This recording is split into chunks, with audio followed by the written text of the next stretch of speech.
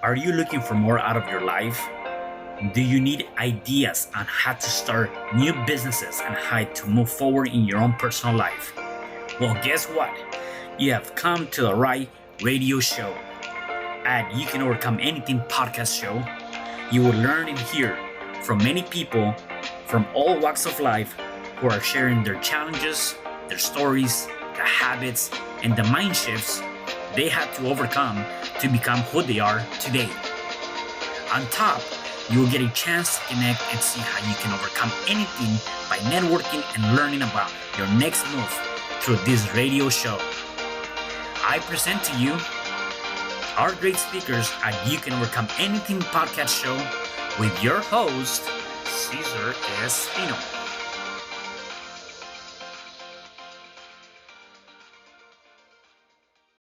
Hello there, and welcome back to another episode of You Can Overcome Anything podcast show. It is your host, Cesar Espino, and today I have a special guest. His name is Mike Abramowitz. He has 20 years of direct sales experience, trained 5,000 plus sales reps for 17 million sold. Has 9 books in the self-help space and founded PB&J for Tampa Bay. He has scaled his several six-figure businesses and nonprofit to be run without him, so he can experience time freedom that he desires. He's a busy father, a husband who helps other busy entrepreneurs implement systems in their businesses by leveraging automation and delegating to help business operators become business owners and truly experience the financial and the time freedom that drew them to entrepreneurship in the first place. He has a podcast called The Better Than Rich Show and a community called Automate, Delegate, and Systemize. Hey, Mike, how are you today? Thanks, Caesar. I appreciate the bio. It sounds like I wrote that bio. Yeah, you did. You did. That's Yeah. perfect. I appreciate that. No worries. Definitely. So I definitely 9 books and doing the things you've done. I definitely want to dive into all of that. Let's start by telling me a bit more about you. Where are you originally from, and how was your upbringing? Sure. I grew up in New Jersey, youngest of 8. And then later in life found out I'm the youngest of 9, thanks to one of those ancestry.coms. Yeah, Apparently yeah, my dad had a little oopsie when he was yeah. growing up. But Chuck is a part of the family now, so it's kind of cool. And left New Jersey for college to go to Florida. So that's where I ended up at the University of South Florida in Tampa. Lived in New Jersey for 18 years and then lived in the Tampa Bay area for 20 years and recently relocated across the state to St. Augustine, Florida with my wife. We have a 3-year-old, James, and we have our daughter, Ella. She was just born in December, so she's 5 weeks old as we record Wow. this.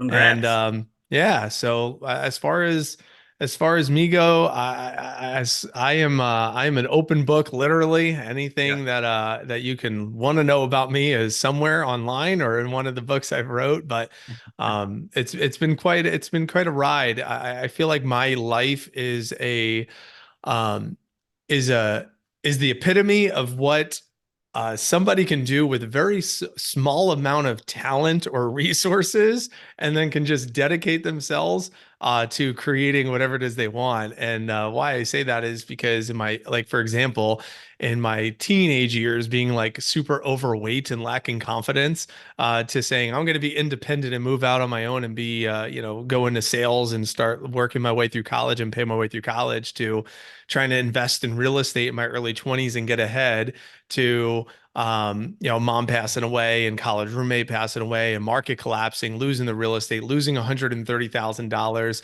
getting knocked down to a 400 credit score, near bankrupt, and then like trying to overcome that to where we have been recent, where in 2020 my son was born, as I mentioned, and we were in the hospital with him for 8.5 months because he was born at 1 pound 4 ounces, and navigating through that season of unpredictability, all while sustaining business success and whatnot. So it's been a crazy life ride. I'm 38 years old, and over the course of the last, call it 25 years, just filled with lots and lots of lessons that we could unpack and go in any direction that you feel necessary for your audience.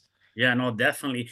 Let me ask you something. One of the things, obviously, with everything you just shared, you've gone through a lot of ups and downs, and there's definitely you've overcome a lot of obstacles. Um, Growing up, did you had a sense of an idea of, we always talk about when I grow up, I want to do this, or when I grow up, I want to kind of go into this direction. What was that for you? What was the one thing you wanted to do? Or For me, when I was growing up, it wasn't I don't remember specifically having like, oh, I want to be this career. Like I want to be a doctor. I want to be a lawyer. I feel like my life was, there were a lot of people in my life, my older siblings and my parents specifically, that they showed me what to be an example of and warning signs of what to avoid. So a lot of what I noticed as a kid was I want to be an example like this. I want to use my parents and my siblings as examples. Like my dad owns a plumbing business. Okay, I love that he had ambition and drive and never had to like answer to a boss. And I love that ability that he was able to work as much as he wanted to. And that was awesome. That was an example. My mom, super loving and compassionate and caring. And she would always allow strangers in our home and would feed our friends. And we were just such a comfortable home life that she was able to provide for us. So it was like, that was an example. My older siblings, with them, their self-confidence that they had, attracting the opposite sex into their lives and creating fun experiences and travel and doing all the things that they love to do, and these examples that I noticed with them. So I knew that's like what I wanted to create for myself. And then there was also the warnings of my brother. One brother was married 3 times. My other brother was married twice. My sister was married twice. My mom was married 3 times. So these were warnings for me, growing up, and making sure that I was creating relationships with much more intentionality than maybe they did. And my dad worked 6 days a week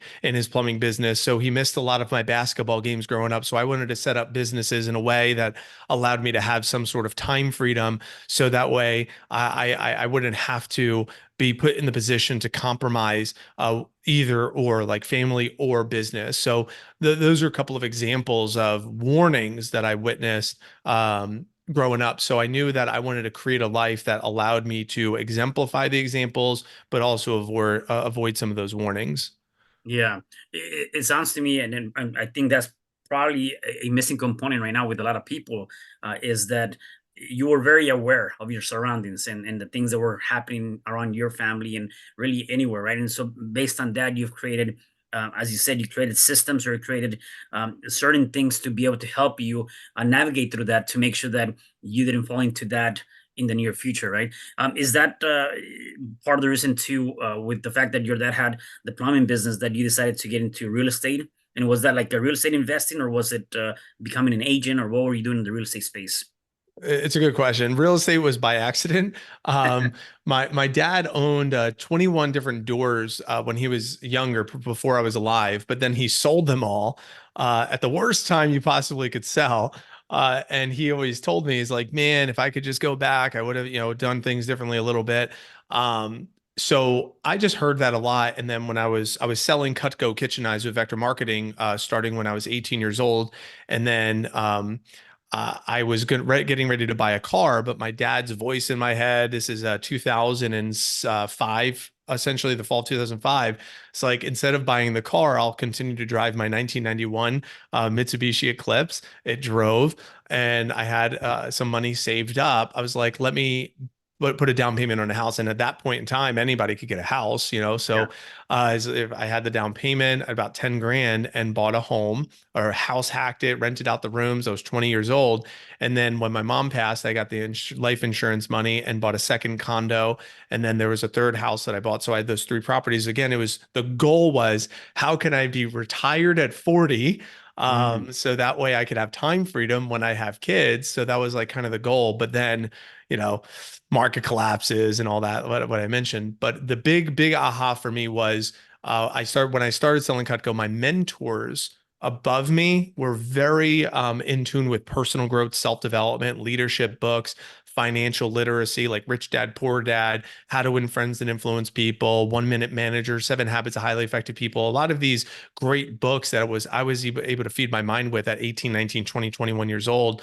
So that was really foundational for me to say, okay, let me do the opposite of what a lot of my peer group is doing. So instead of spending a lot of dollars and time on I still went to a lot of parties and I still I had a fun college experience, but I was pretty much head down. Let me, get my dean's list GPA. Let me work hard.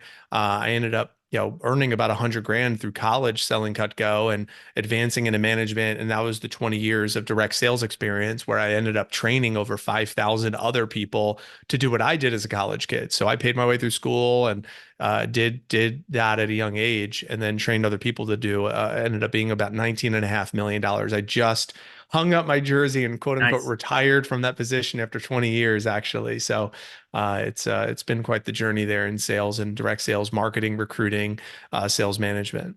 Yeah. Let me ask you this. Obviously, again, you mentioned, you actually still had an opportunity to go to parties and things like that.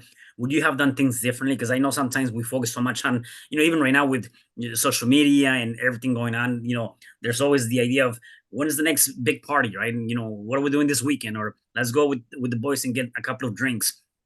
Looking back in retrospect, do you regret any of those things? Would you have done it differently? Now looking back? It's a good question, Caesar. Here's what I could say. I don't have regrets because the hand that I was dealt was a little bit unique, because my mom was diagnosed with ovarian cancer at 16, and I almost didn't even go to college. But we had a conversation. It was like, "Hey, I'm a plane ride away." So when she went into remission, when I left for college, I was 18.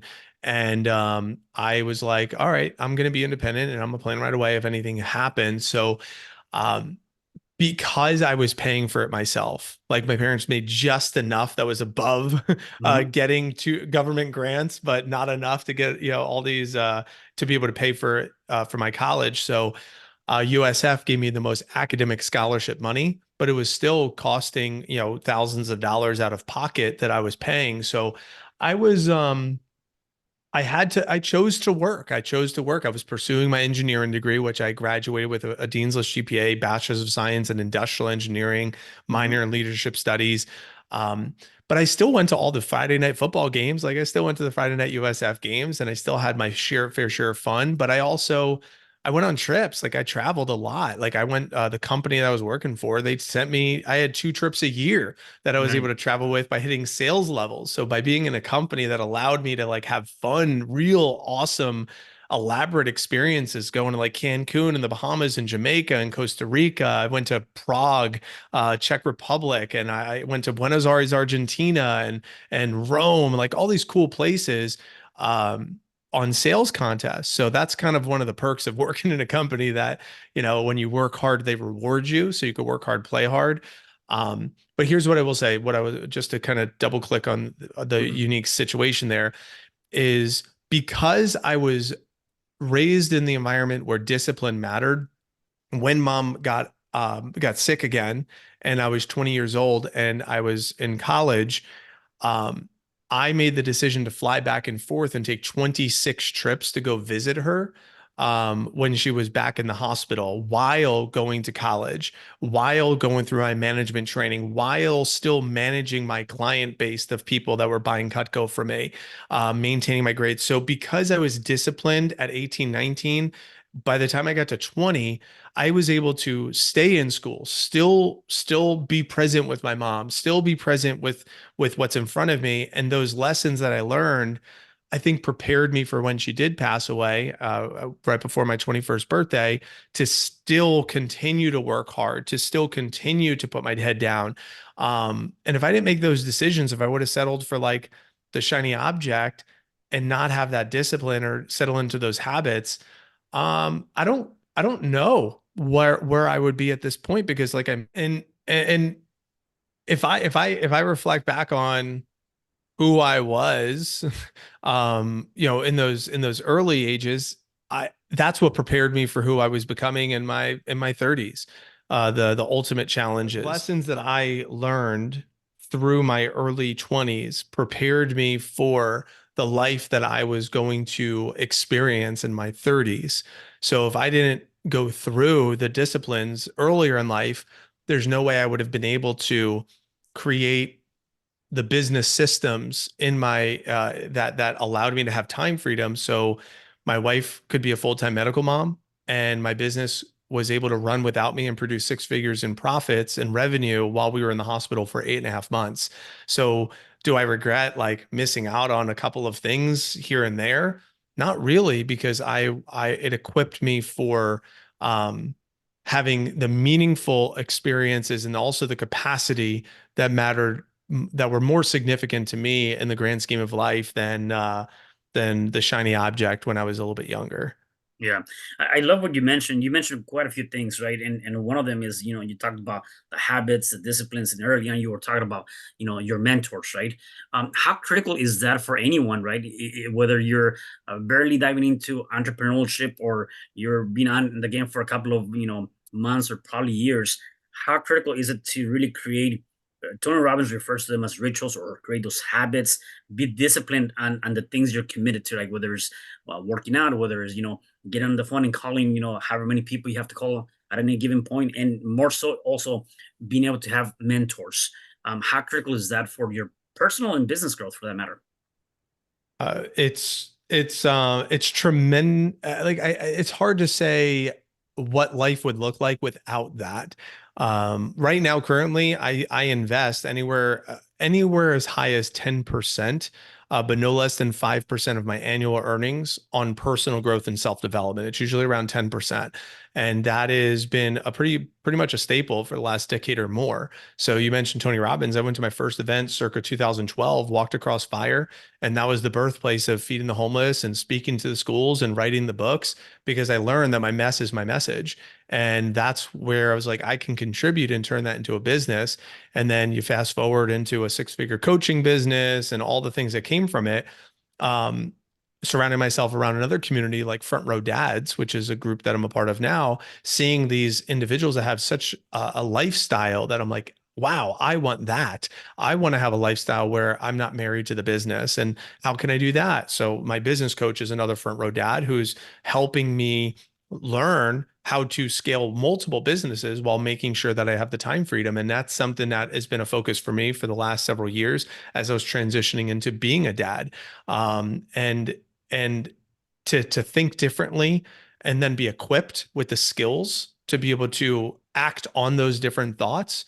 It's so important to surround yourself around mentors and coaching and communities of like-minded individuals, to keep challenging me. I have a health coach, I have a financial coach, I have a business coach, I have a somatic breath coach. Hmm. I have I mean that's just off the top of my head right off the bat. But and then I have my community for other dads with Front Row Dads.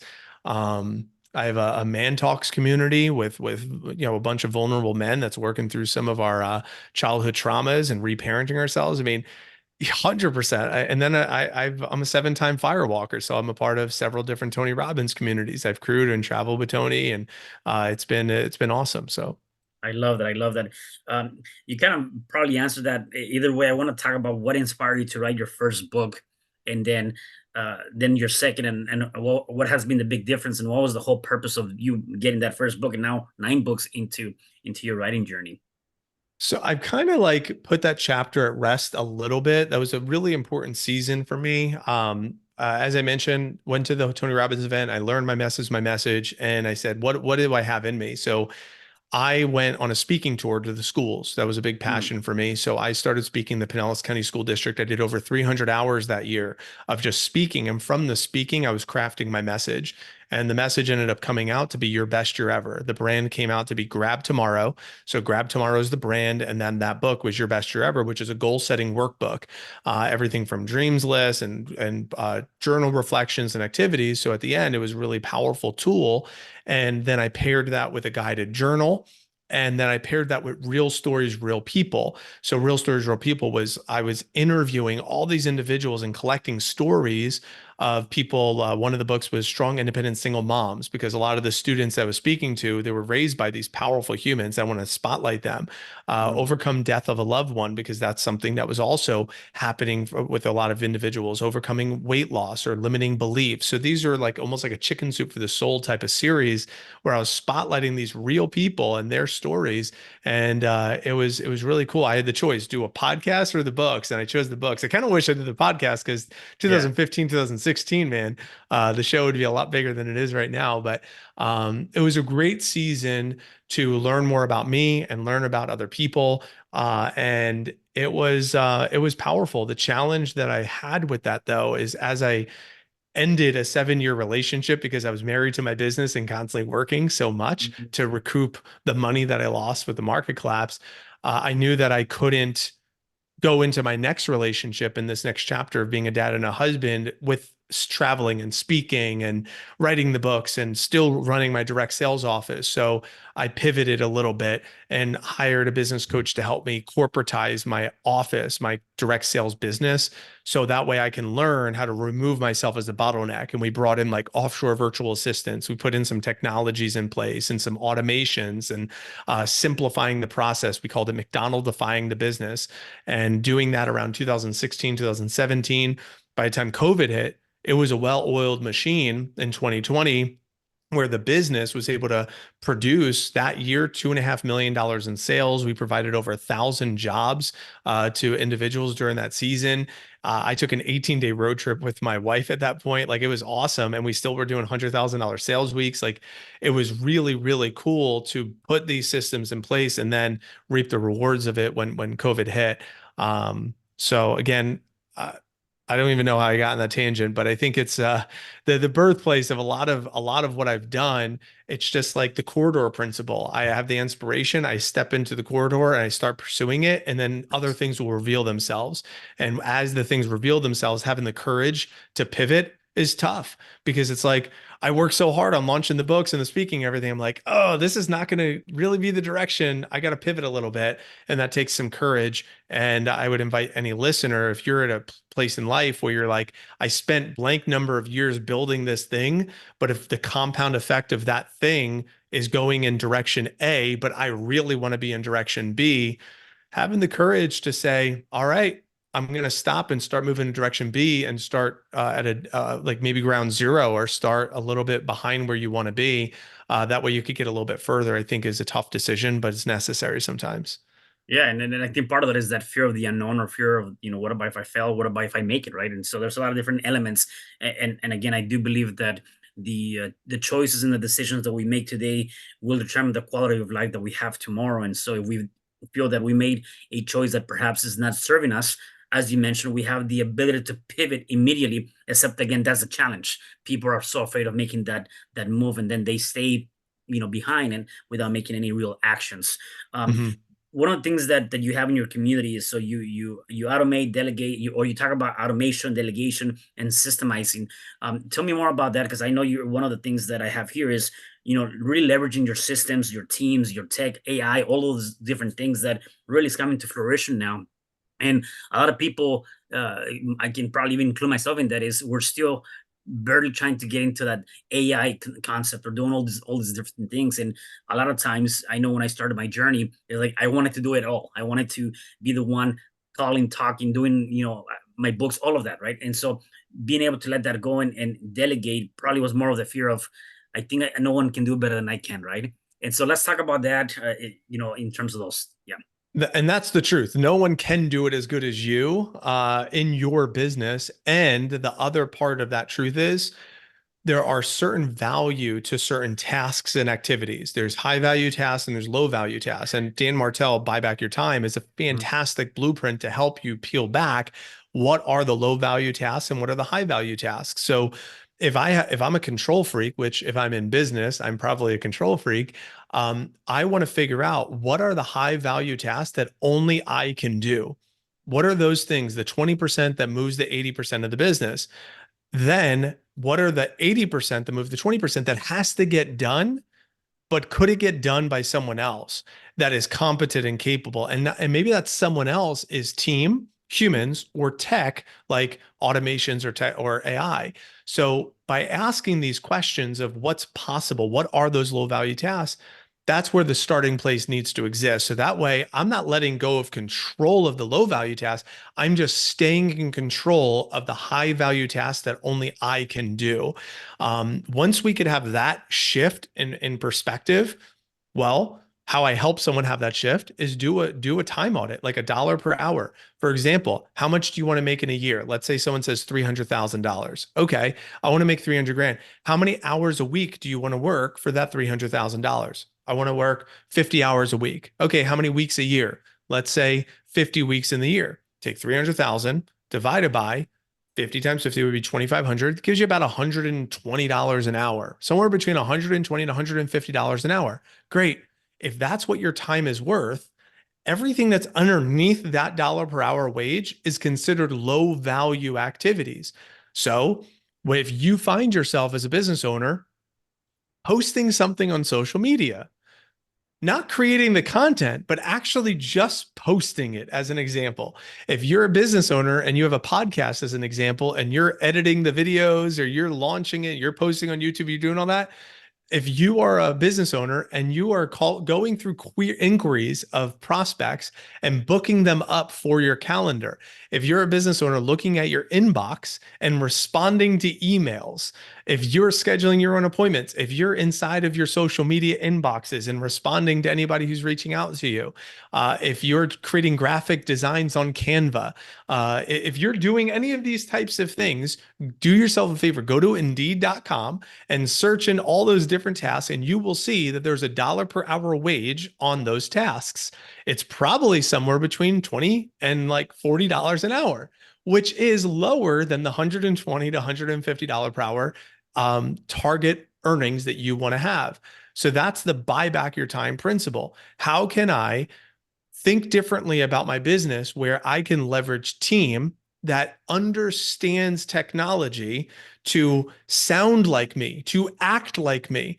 How can I put systems and SOPs and playbooks, and how can I record myself doing things so they know exactly how I want it done? And then I have qualified, trained people just executing on my behalf so I can focus on the 100, 150, 200, 300, $400 an hour activities, like creating strategic partnerships, like creating content that my audience loves, putting strategy in place for new projects that are going to evolve and grow the business, right? These are the things that the business owner and the founder really needs to spend their time on. And they got to surround themselves around team and tech if they want to experience some sort of time freedom. And if they also want to make sure that they can grow and scale that business. So that's why my business partner and I started an agency called under the umbrella of Better Than Rich, which is AI powered virtual assistants. So we have about 60, 65 clients right now that use our service. And this was by accident, Caesar. This wasn't like, oh, we're going to go create this. It was like people said, I want to have a team of people that can do all this stuff that you're talking about, but I don't want to go interview and post ads and find talent, train the talent, onboard them, and then retain them. And then if they quit, having to do it all over again. And then the opposite end of the spectrum is going to like Upwork or Fiverr, trying to find low cost wage workers. But then it's like, are they trustworthy? Can I trust them with passwords and access?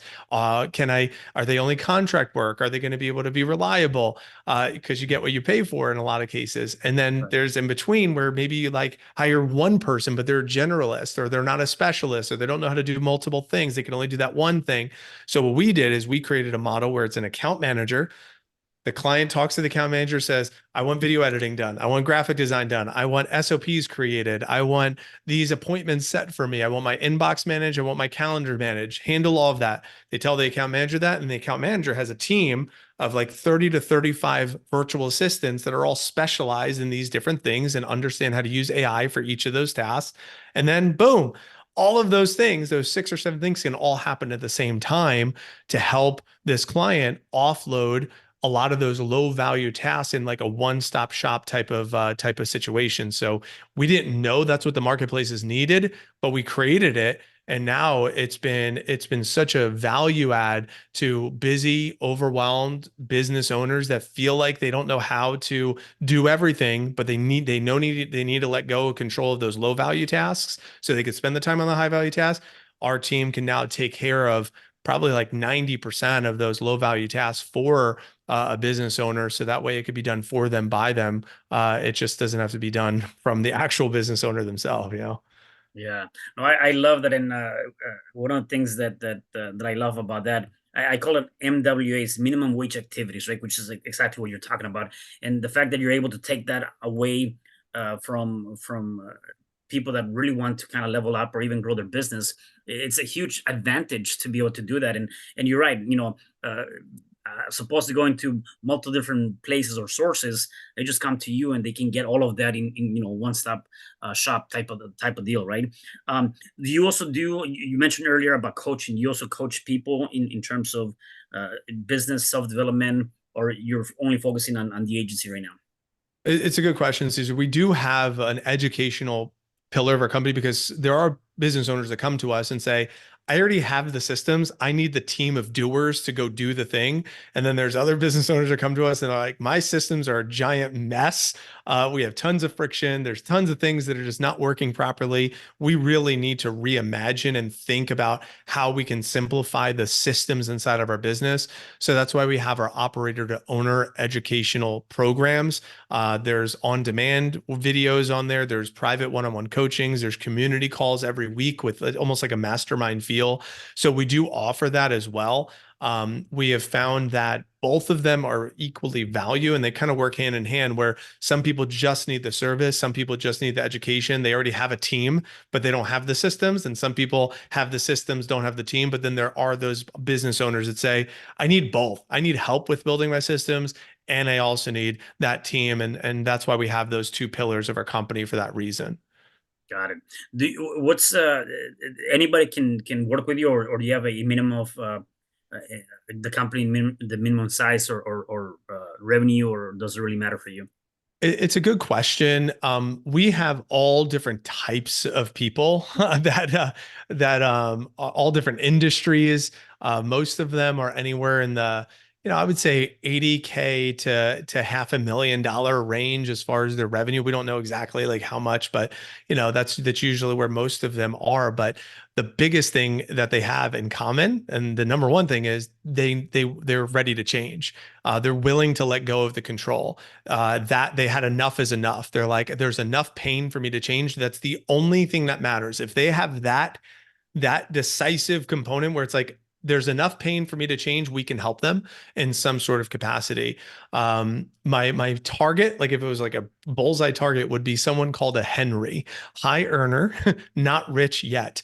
And that's Ah, the Henry. I like that. And the reason why is because the rich is not about money rich. It's more about the time rich. It could be the money rich, but it's also that time rich that they are compromising family, they're compromising their faith, or they're compromising their fitness, those three F's. And if they feel like those three F's are getting compromised for their finances, or their business or the vehicle that makes them money, then we want to help them. We want to help them get that freedom of time freedom specifically, and also some of the money freedom that having a business can help them with. Because in our opinion, entrepreneurs are the backbone of change that we want to see in the world. We believe that they're providing jobs, and if they have a meaningful mission, that they can actually use their business as a force for good. So we want to inspire and empower this audience to reduce the divorce rate, to reduce teen suicide by being more intentional parents, by being more intentional spouses, by providing support in their communities and having enough energy to do so. So if they're neglecting their fitness, their family and their faith, we want to give them the time to be able to do that. Yeah, along those lines, and you kind of you actually hit the next question I have for you. What is that one driving factor, or what is that? A lot of people call it your why, your purpose, your mission. What is that for you? Because obviously you've done so much, and you keep going, right? So what is that one thing that's helping you keep going?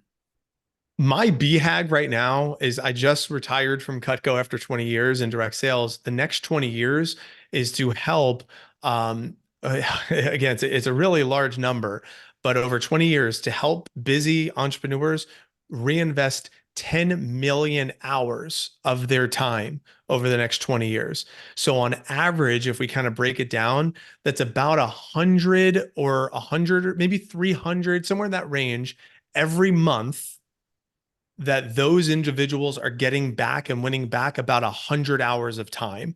So if Okay. I could help them on average, maybe a couple hundred people, 200 to 400 people every month get 25 hours a week back of their time over the next 20 years, That's my BHAG. And that way, if we do the math on that, it's something like 1,100 years of time. Yeah. That can truly create a big dent in some of the problems that we see in the world. If these Henrys are able to have more time freedom to invest the time into what matters most to them, they can create some positive change in their families, with their communities that they live in and their businesses. Yeah, I love that. Where can people find more about your company, your books, or anything that you have going on right now? Well, I would love to give a gift to Yeah. anybody that's listening. Something I'm doing right now, myself and my team, we're doing a free 90-day delegation plan. So what this is a one-on-one session with myself or someone on our team where we will help you figure out what your target dollar per hour wage is, what are those low value and high value activities with you, and figure out how you can offload the low value tasks and replace them with the high value tasks. And that way, over the next 90 days, you'll be able to see exactly where that shift can take place in your business. And whether you use our services or not, I really believe that that session itself will give a lot of clarity. At the end of that session, if you say, all right, I see exactly what needs to get offloaded for those low value tasks. That's where we would be glad to show you what it looks like to use our services and our AI powered virtual assistant team. As I mentioned, we can show you exactly how to do that. And you could go book that call at betterthanrich.com/90-day plan. And that's 90. So 90-day plan. So betterthanrich.com/90-day plan. You book a call. It will also get a free 25-page workbook to workshop and do a time audit on your own time, even to prepare for the conversation. And again, 100% free because this is a really important demographic that we want to serve as much as possible. Yeah, I love that. I love that. Obviously, you talked about mentoring. I can see you've read a lot of books. Do you have any? What are your daily habits? What are the things that you do on a day-to-day basis to keep you in this positive state of mind and keep going? Some of my boundaries that I have in my schedule are giving myself one personal day a week. So that way I have a personal day that's dedicated to creative space or doing whatever it is that I choose to do. Having my mornings available for journaling, for reflection, listening to podcasts and getting some sort of exercise in, chugging some water. If it calls for coffee, that works its way in.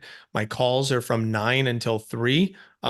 Sometimes 4 on Tuesday, Wednesday, Thursday, and then 9 to 2 on Fridays.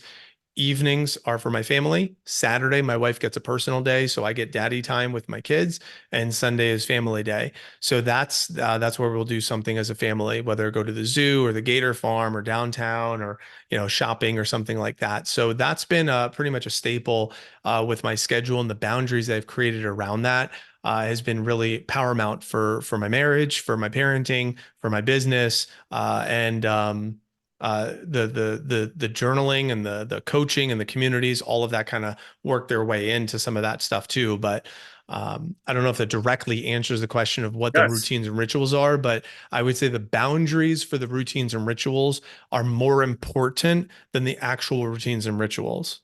Yeah. No, that's huge, and that's definitely for those that are listening. Creating something like that, and again building that boundaries and creating your schedule and really adhering to that is huge. My last question for you is for the people that might be watching and or listening to us. If they're going through any challenge, whatever challenge that might be, what is one or a couple of things you can say to them so they can start overcoming that challenge? Grant Baldwin asked me this question. He has the Speaker Lab, and he was on our podcast, and he said, "Is this a season or is this how it is?" And I resonate fully with that question because I truly believe in Jim Rohn's philosophy of the seasons of life. I know Tony Mhm. talks about this as well. So the question is, if this is a season, then what season am I in? If it's a winter season, the season of unpredictability, a spring season where I'm planting seeds for the next thing, the summer season of grind and working hard, or the fall season of reaping the rewards of the seeds that were planted. So what season am I in? And each season has its own strategy. The season of spring is intentionally planting those seeds. then you're going to approach that season with a different intentionality than a grind season. I'm working and building and creating. The challenge for most business owners, they never transition out of summer season. They just grind, grind, grind, grind, grind, and they don't take a step back for fall, which is to reevaluate, to reap the rewards, to celebrate, to figure out what are the seeds that I want to plant for the next spring, and how do I prepare for a winter in case winter comes. Usually they interrupt summer with winter because circumstances come their way, and they're like, shit, how did I get to this point? What do I do? And the strategy for winter is really threefold. It's either I go out and shovel the snow and tire myself out, and then I don't have energy to plant those seeds in the spring. I grab some sleds and skis and enjoy it, or I can nuzzle up by the fireplace and create a minimum viable product, an MVP, to navigate this winter season with the least amount of consequences possible, and then be energized for when spring comes, so I can have the energy to plant those seeds. So each season requires a different strategy. It's important just to know which season you're in. I love that. Definitely know which season you're on. Mike, I really appreciate having you on the show. Really enjoyed our conversation and all the things that you have to share. So thank you again for being here. Any last words you want to say before I let you go?